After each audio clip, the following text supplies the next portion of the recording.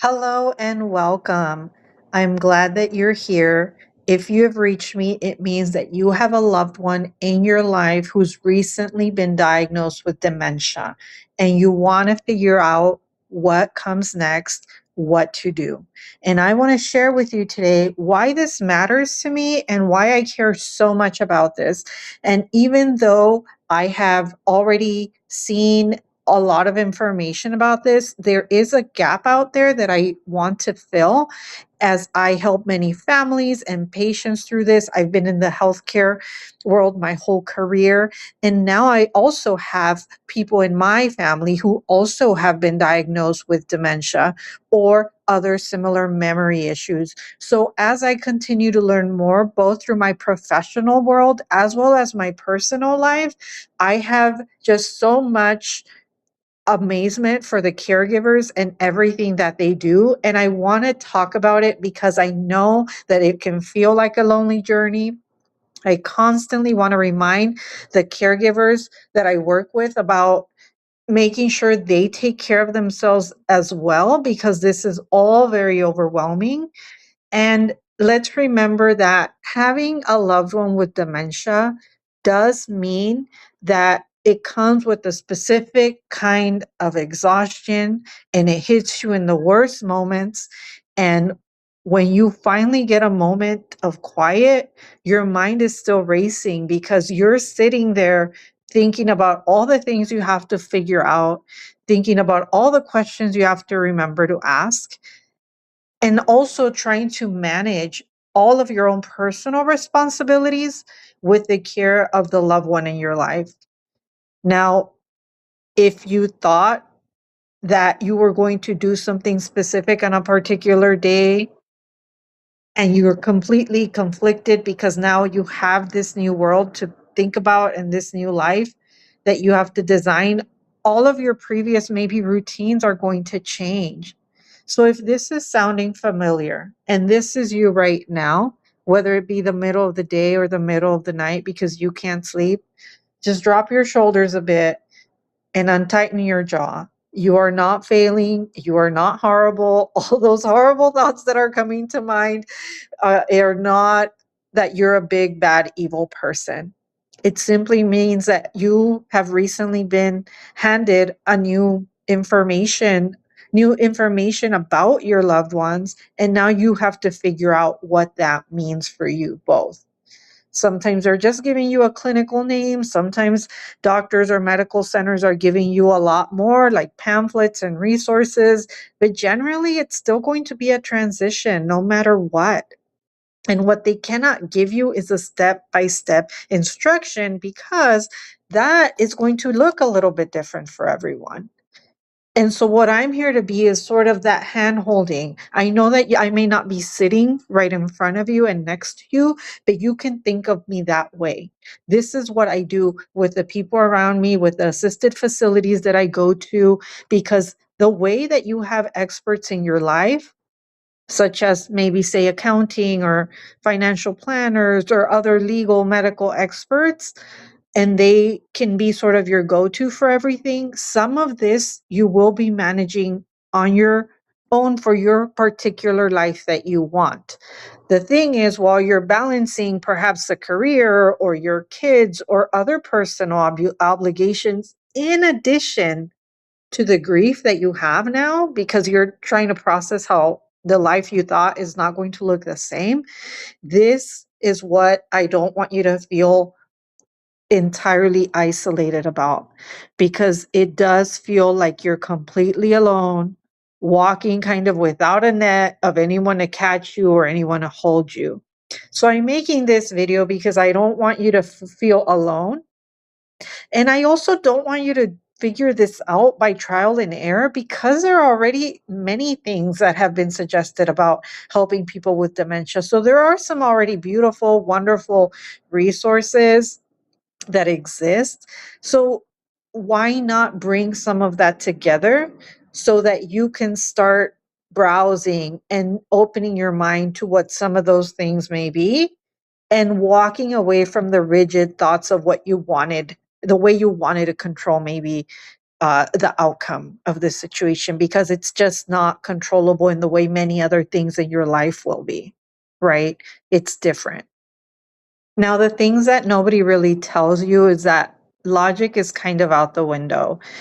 The things that used to make sense are not going to make sense now. So don't resort to that being your default. In the early stages of dementia, your instinct is always going to be to correct them. And so when they're asking, "Where is my mother?" you automatically want to say, "What are you talking about? They passed away 15 years ago." However, to a brain that's experiencing dementia, the correction just does not bring clarity, and it's going to cause a lot of friction.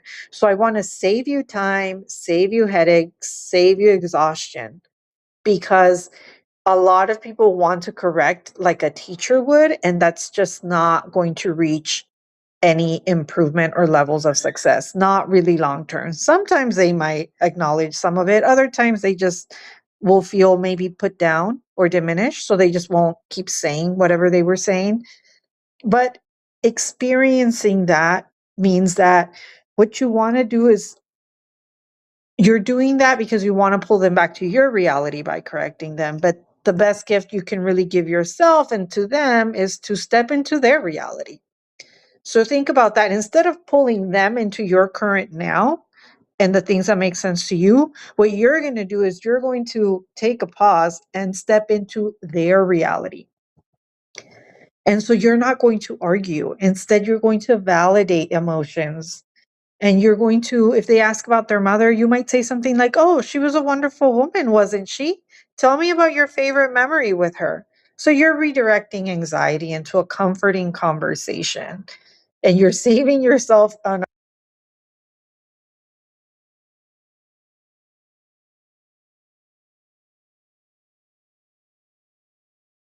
each other from that pain. Another thing that will be difficult to maybe manage and that I want to remind folks about is that the difficult behaviors will catch you off guard.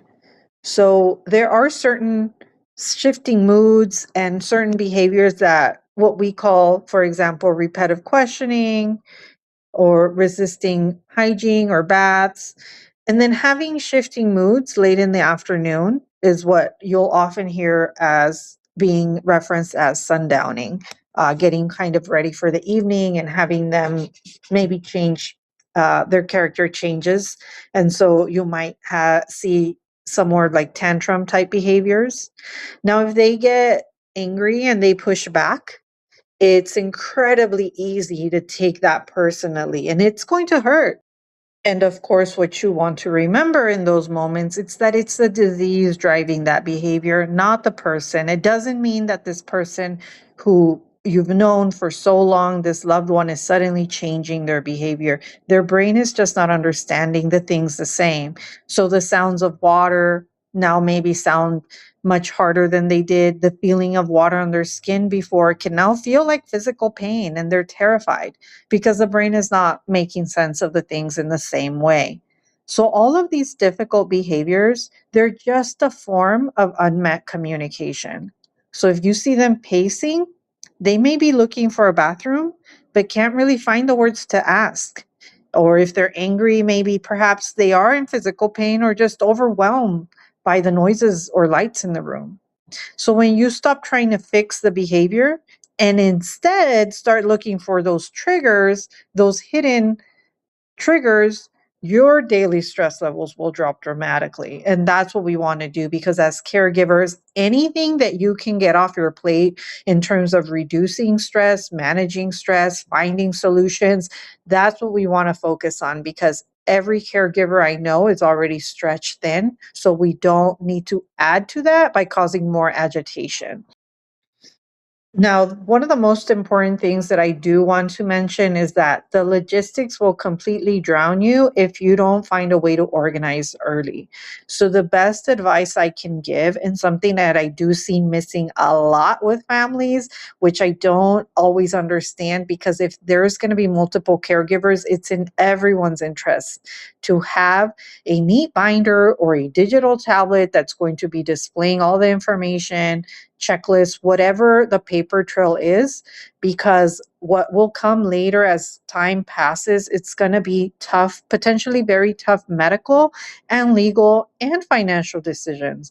So, what is already an overwhelming situation can really get much worse if you're just waiting for the crisis to come before you handle those issues. And so if we just keep leaving that until later and later and later, when a crisis actually comes, it's just going to kind of make everything to a much more conflict or worsening degree, especially as multiple decision makers come into the picture.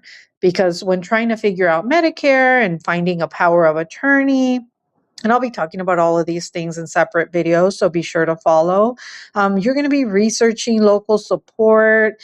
There's going to be so many caregiving potentially issues or emergencies. So, all of this just not being prepared is a complete recipe for burnout.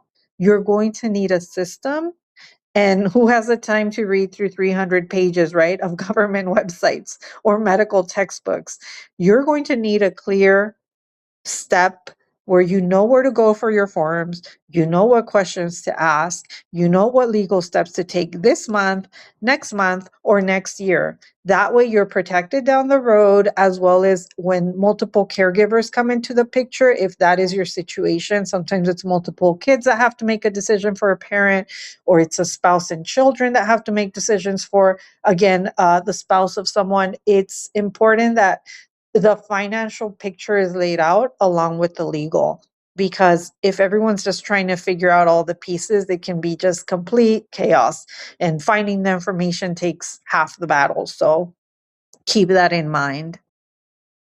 Seeing those situations and seeing so many of those cases repeat themselves really honestly brought me a lot of sadness and brought me to tears, because I could see that so many of those things could have been avoidable. Not all the things, but so many of those things could have been helped by preparing early, by simply gathering information. And so I started this channel because I watched too many incredible, loving people just burn themselves out trying to find answers, and I still see it continuously.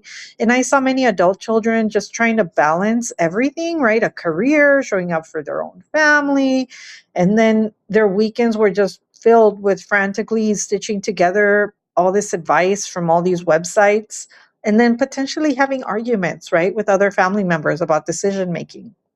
You don't have time for that. Nobody does. Your time is your most precious resource. So I want to help you make those remaining hours that you have with your spouse or parent, whether that be hours a day, hours a week, hours for that you have a month with them, to be in a pleasant state as much as possible, and not fighting with yourself, not fighting with the internet about what's right and what's not. That's why I've taken all the things that I've learned and all these behaviors and all of my in person sitting down us next to patients with dementia, wonderful patients, all of them who I always try to step into their world. I never try to convince them that they should see things my way. I never try to convince them that this was the date and the year today. I didn't do all of that because I knew, and I have obviously the education and the experience to know better than to be fighting with someone who has dementia. All that I wanted was to make their world as serene and peaceful as possible, and calm them in the state. And if they were cranky, I'm not going to take that personal. If they start cursing at me and saying bad words, I'm not going to take that personal. Now, that's hard to say. It took me a first few times of being really shattered where I did take it personal. And then I had to remember and come to my senses. And the more I worked with those patients, I realized that I could not take it personal. Plus, it happens too often when you're in this world.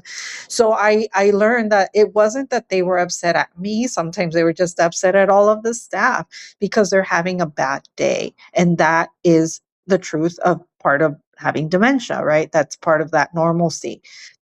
So I want you to check out my resources, listen to my videos. I hope it brings you any sort of calmness and peace, because all of this information Some of it which I have for free, some of it which is on sale, is just designed to help you out so you can code to it on your phone from wherever you are. Some of these maybe you'll want to print, some of them you'll just want to save on your computer or your phone and have as a reference piece because you're balancing enough already. And I know that you don't have days and days and days to dedicate to all of the things that come with this. And to close this, I just want to remind you that you are doing an incredible job. This is by far, unequivocally, one of the hardest things and the hardest work that you will ever do. But you don't have to walk this path alone.